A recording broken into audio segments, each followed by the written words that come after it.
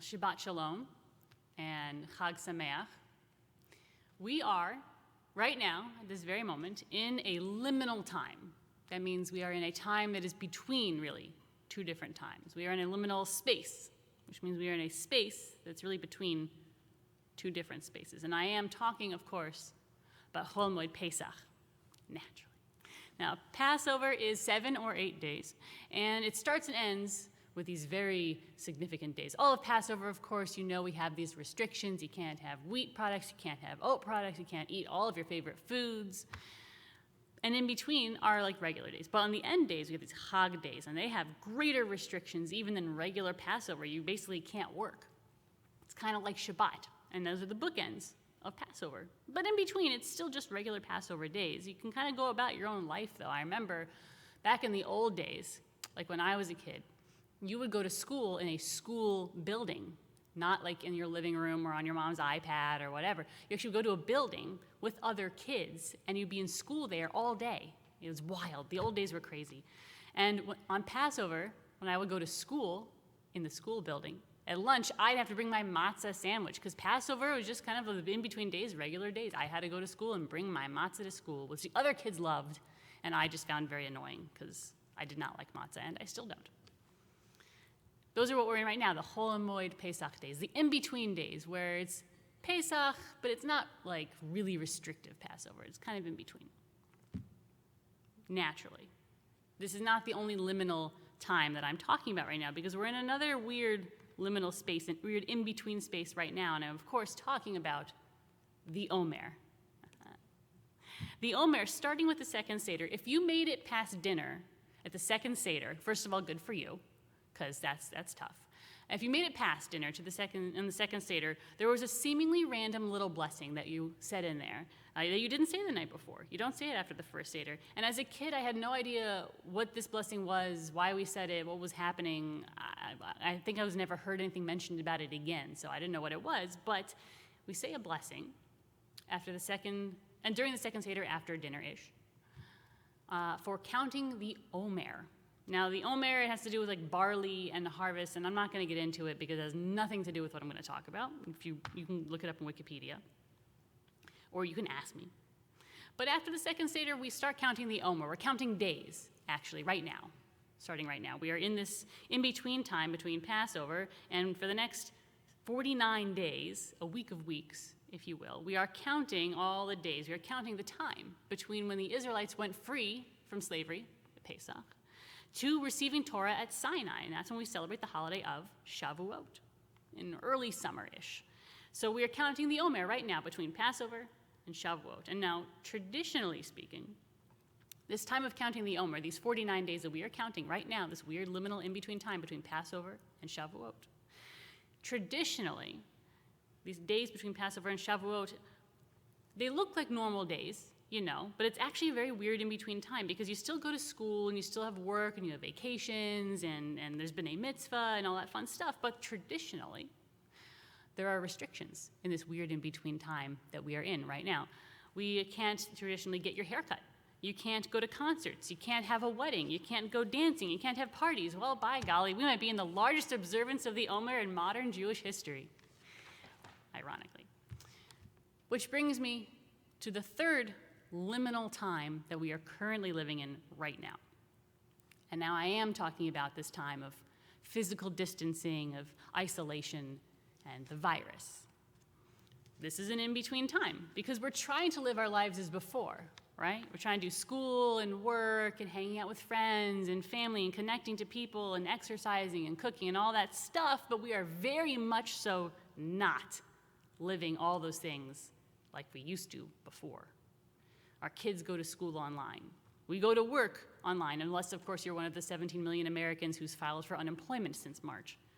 And connecting with friends and family, it's all weird. How many of us had Zoom Seders? I have been a part of 5 Zoom Seders this Passover. I am done with Zoom Seders currently. They were great. If I saw you during them, it was nice. But I'm Zoom Sedered out.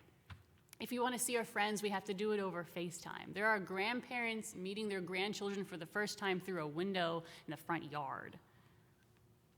What even is this world anymore? If you want to exercise, you can't go to the gym, you can't go to the yoga studio, but you got to exercise in the back bedroom with your kids clamoring all over you. This makes me glad I never started a gym habit in the first place. But a lot of people are really suffering because you can't go to the gym anymore. Cooking, we still got to cook, but you're doing the best you have with what you got. And you'd be glad you have that at all, because there are those with a lot less. And in the midst of all of this insanity that we are currently living through, and it is definitely crazy, we remember what it was like before. Back before we were in this weird time, we remember that first time, the early time, when you could hug your parents and send your kids off to school, and you could go to work and then a lunch meeting and hang out with your friends after. And we're all thinking, when is this going to be over? When are we going to be through this period of time in our lives?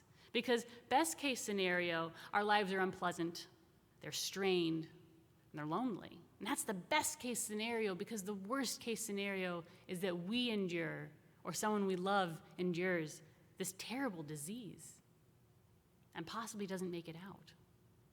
And at this point, I'd say all of us know somebody, or know someone who knows someone.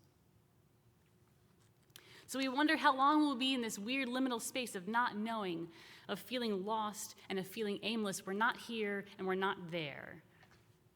We're not in that before time, but we're not through this yet either. We're in the middle. But for that, I actually have good news. And it's that we're used to it. We're used to it. We're used to living in not quite here, but not quite there. As Jews, we get practice. Chol Hamoed Pesach, where it's Passover, but it's not quite Passover, but it's still Passover. The Omer, we're counting the days until summer. We're taking on restrictions on gathering and celebrating together. And when I say we're built for this, we really are built for this. I mean it. Judaism gifts us liminal spaces during the year, every year, on a regular old year, to remind us that sometimes our lives are unstable. They are uncertain. We're not here, but we're not there.